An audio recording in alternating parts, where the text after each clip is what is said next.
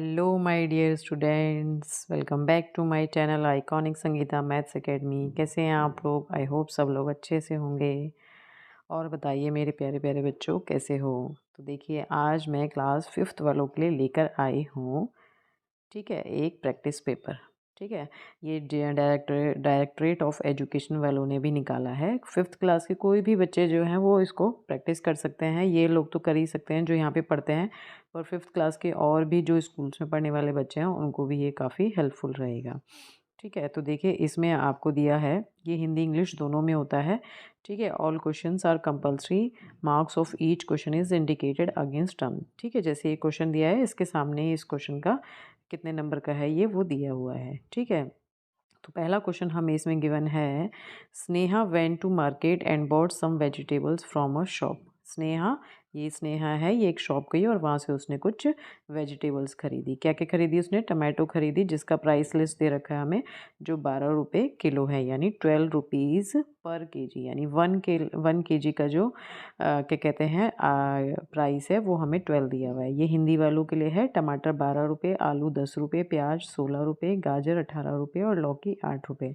Similarly tomato 12 पर KG, potato 10, onion 16, carat 18 और guard यानी लौकी आपका 8 रुपीज़ है। ठीक है, तो अब इस क्वेश्चन में इन्होंने पूछा है क्या, थोड़ा सा छोटा कर लेते हैं जिससे कि हमें क्वेश्चन भी दिखता रहे,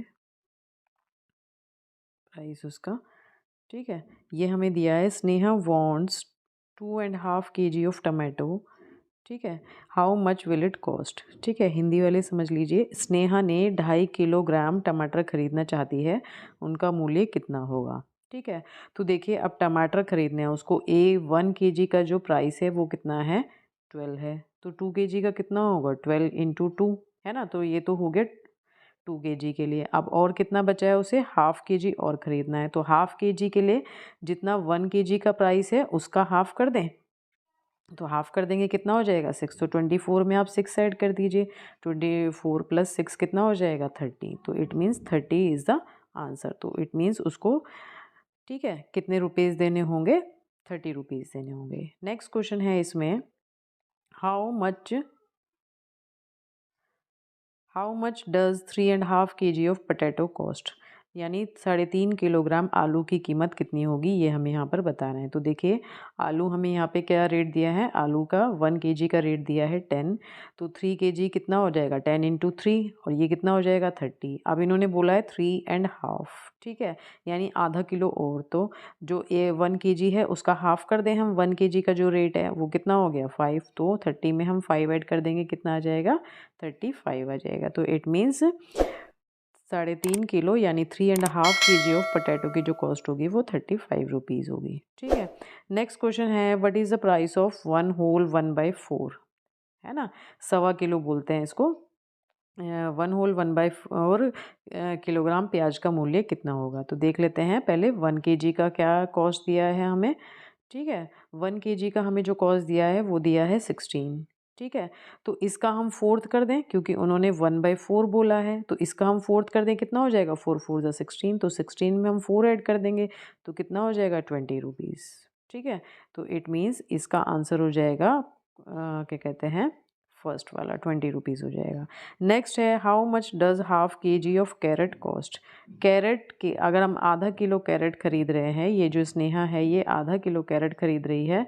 ठीक है, तो आधा किलो कैरेट का जो कॉस्ट होगा वो कितना होगा? तो कितना होगा? देखिए, आधा किलो के लिए हम 2 से डिवाइड कर देंगे तो 9 रुपीज़ होगा। कितना होगा? 9 रुपीज़ होगा। तो इट मीन्स कैरेट का जो कॉस्ट हो गया वो कितना हो गया? 9 रुपीज़ हो गया। What is the price of 1 whole 1/4 kg? यानी 1.25 किलो लौकी का जो प्राइस है वो कितना होगा? तो देखिए, 1 kg लौकी का जो प्राइस दिया है वो 8 दिया है।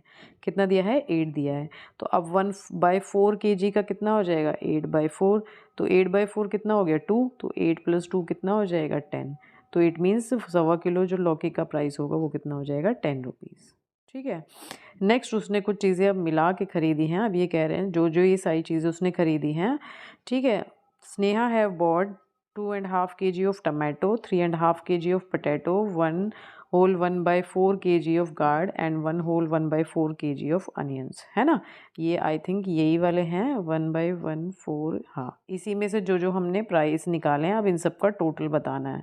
ठीक है, तो देखिए 2.5 kg ऑफ पटेटो की कॉस्ट कितनी आई थी? 30। कितनी आई थी? 30 आई थी। ठीक है, 30 तो ये हो गया। 3.5 kg की कॉस्ट कितनी आई थी? 30 + 35, तो ये हो जाएगा 65।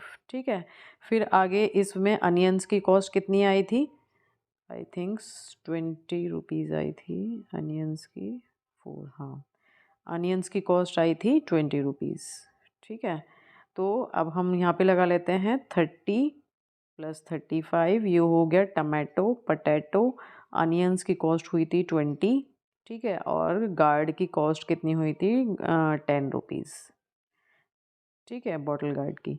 तो ये हमारे पास टोटल कितना हो गया? 65 + 30 यानी 95 रुपीज़। तो इट मीन्स टोटल टोटल जो इसको देना है वो कितना देना है? 95 रुपीज़ देना है। ठीक है, ये हो गया क्वेश्चन नंबर 1 का आंसर। नेक्स्ट क्वेश्चन की तरफ बढ़ते हैं।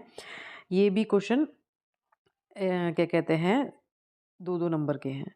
तो देखिए पहला क्वेश्चन दिया है, इसमें हमें क्या, half of right angle is, पहले तो आपको पता होना चाहिए कि राइट एंगल क्या होता है। देखिए ये राइट एंगल है ये वाला, यानी 90, है ना। इसका हाफ यानी 2 से डिवाइड, तो 2 से डिवाइड कर देंगे कितना हो जाएगा? 45। तो half of right angle is 45 degree. ठीक है, again 2 times of right angle, 2 times का मतलब उसको डबल कर दीजिए।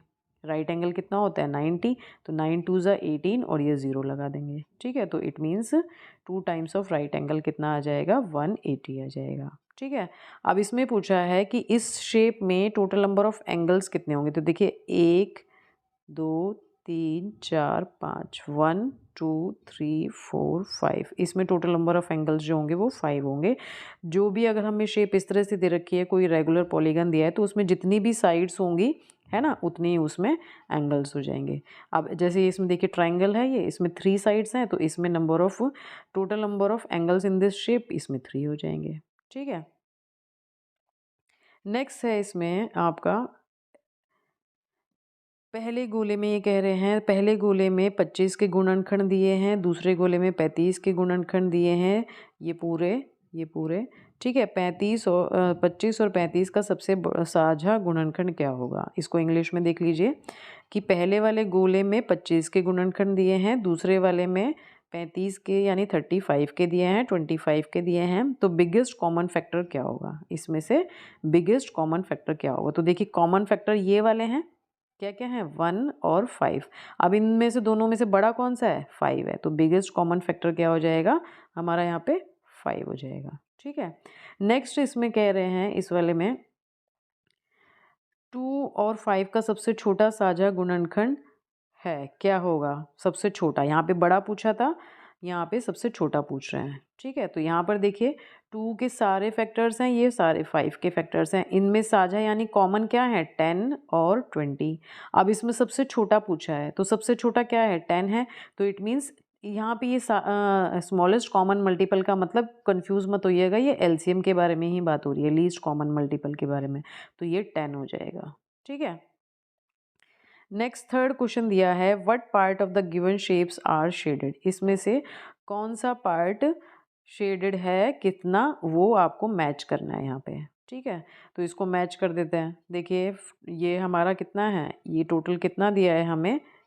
4 पार्ट्स दिए हैं, है ना, तो यानी टोटल तो 4 हो गया, और शेडेड कितने हैं? 2, तो 2/4 देख लीजिए कहाँ पर है, ये हो गया 2/4, तो इट मीन्स ये यहाँ से मैच कर जाएगा। ठीक है, नेक्स्ट हमारे पास दूसरी पिक्चर क्या दी है, ये दे रखी है, इसमें कितना शेडेड पार्ट है? 1, और टोटल कितने हैं? 1 2 3 4 5 6, तो 1/6, तो इट मीन्स जो हमारी ये वाली शेप है वो यहाँ पर मैच करेगी। ठीक है, नेक्स्ट शेप में इसमें क्या है? 3 शेडेड पार्ट हैं, और टोटल पार्ट कितने हैं? 1 2 3 4 5 6 7 8, तो ये 3/8 हो जाएगा। तो ये कहाँ मैच करेगा? ये यहाँ मैच हो जाएगा ऊपर वाले में। ठीक है, नेक्स्ट हमारे पास फोर्थ क्वेश्चन है, draw the hands of the clock when they make an angle which is which is less than right angle. तो आपको यहाँ क्या करना है, इसमें एक आपको इस तरह से बनाना है कि वो लेस देन राइट एंगल हो। तो राइट एंगल तो हमारा ये होता, अब इससे छोटा बनाना है तो हम क्या करेंगे, हम ऐसे बना दें या ऐसे बना दें, ठीक है, या ऐसे बना दें, कैसे भी बना सकते हैं, ठीक है। और ज़रूरी नहीं है कि ये इधर ही की तरफ बने। राइट एंगल की बात हो रही है तो राइट एंगल में आप ऐसे भी बना सकते हैं, ये भी बना सकते हैं। क्योंकि लेस देन राइट एंगल की बात हो रही है तो आप इनमें से कोई भी ऑप्शन ले सकते हैं। ये इधर भी हो सकता है ऐसे करके, ठीक है। More than a right angle, more than right angle ये है तो इससे बड़ा क्या होगा, ये वाला। तो आप ये भी ले सकते हैं, ये भी ले सकते हैं, ठीक है। मोर देन राइट एंगल हो गया। सिमिलरली आप यहाँ पर ऐसे भी ले सकते हैं, ऐसे भी ले सकते हैं, ठीक है। नेक्स्ट है इसमें a right angle. Right angle है तो आप ये वाला ले लो या ये वाला ले लो या ये वाला ले लो, ये सारे के सारे क्या हैं, राइट एंगल हैं, ठीक है। क्वेश्चन नंबर 5 हो गया, fill in the circles to complete the given factor tree. अब आपको इन सर्कल में एक्स ट्री को कंप्लीट करने के लिए क्या क्या नंबर्स होते हैं वो, तो ये तो देखिए हमारा सिंपली क्या है, फैक्टर्स हैं। तो हम 18 के अगर फैक्टर्स करें तो हमें क्या क्या फैक्टर मिलते हैं, हम 2 से डिवाइड कर सकते हैं, 2 9 से 18। तो ये तो हम देखिए 2 यहाँ लिखिएगा क्योंकि ये आगे कहीं पर ब्रेक नहीं हो रहा, ठीक है। तो 2 को यहाँ लिखा, 9 आगे ब्रेक हो सकता है तो 9 को यहाँ लिखिएगा। 9 किस में ब्रेक हो सकता है, 3 3 ज़ा 9, तो ये हो जाएगा 3 × 3, ठीक है। ये इसका हो जाएगा फैक्टराइजेशन, इसका ट्री पूरा हो गया। क्वेश्चन नंबर 6 है, डू एनी वन क्वेश्चन। क्या है क्वेश्चन में, ये आपको एक स्क्वायर दिया हुआ है, ठीक है। और इसमें इन्होंने पूछा है right multiples of 4 which comes between numbers 1 to 16। 1 से 16 के बीच में जो भी 4 के मल्टीपल्स हैं वो बताने हैं। तो 4 का पहला मल्टीपल तो 4 हो गया। कैसे निकालते हैं मल्टीपल्स, 1 2 3 4 से मल्टीप्लाई करते जाते हैं, या 4 का टेबल, तो 4 1 ज़ा 4, 4 2 ज़ा 8, 4 3 ज़ा 12, 4 4 ज़ा 16, है ना। तो आपको क्या करना है, ये नंबर्स यहाँ पर उठा के लिख देना है, 4 8 12 16। अब अगर आप ये नहीं कर पा रहे हैं तो यहाँ तो उन्होंने मल्टीपल्स की बात करी है, अब नीचे क्वेश्चन में ये बात कर रहे हैं फैक्टर्स की। Right all the factors of 6। 6 के इस टेबल्स में देखिए क्या क्या फैक्टर्स हो सकते हैं। फैक्टर्स का मतलब क्या क्या कि 6 जो है वो कौन कौन से नंबर से डिवाइड हो सकता है। 1 से हो सकता है, 2 से हो सकता है, 3 से हो सकता है और 6 से हो सकता है, और किसी से तो नहीं हो सकता। तो ये क्या हो जाएंगे, इस 6 के फैक्टर्स हो जाएंगे। तो आ जाएगा 1 2 3 एंड 6, ठीक है। तो यहाँ तक हो जाएगा ये। नेक्स्ट है हमारे पास इसमें, या आज हम इतना ही छोड़ते हैं, नहीं तो वीडियो लंबा हो जाएगा। बच्चों के लिए इतना ही एक दिन में काफ़ी है, ठीक है। तो आई होप आप लोग ये वीडियो एंजॉय कर रहे होंगे। अगर एंजॉय कर रहे हैं तो प्लीज़ नोटिफिकेशन बेल ऑन करके रखिएगा। अगर आप लोगों ने चैनल सब्सक्राइब किया, और अगर चैनल सब्सक्राइब नहीं किया है तो प्लीज़ चैनल भी सब्सक्राइब करके रखिए, ठीक है, जिससे कि मैं जैसे ही इसका नेक्स्ट पार्ट डालूँ आप लोगों को उसका नोटिफिकेशन जल्दी से मिल जाए। तो मिलते हैं इसके नेक्स्ट पार्ट में नेक्स्ट वीडियो के साथ, तब तक के लिए बाय।